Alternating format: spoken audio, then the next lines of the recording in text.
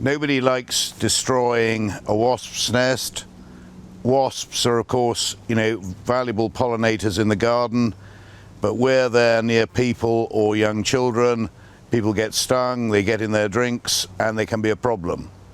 There's also a problem for quite a number of people who are allergic to wasp stings and have to carry special medication with them in case they get stung.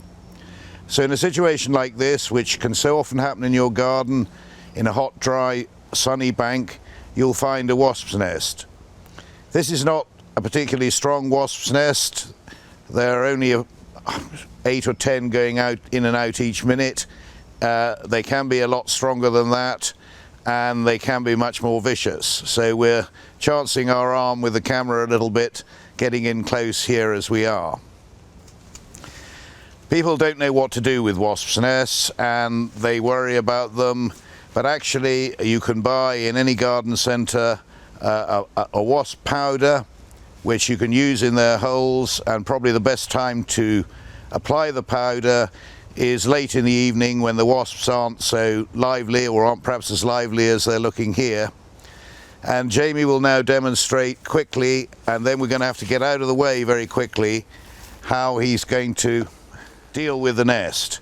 And we've got a bent copper pipe, and we're going to put some of the wasp powder in the end of the pipe. Just a couple of teaspoonfuls, nothing enormous.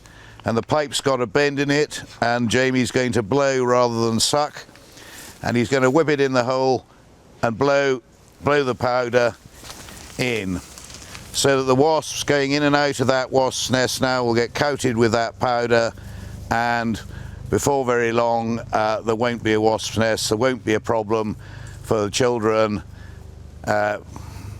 picnicking or whatever nearby. And as Carl may or may not be able to show you, you should see the wasps coming out with a white coating on them of powder, which will be the end of those particular wasps.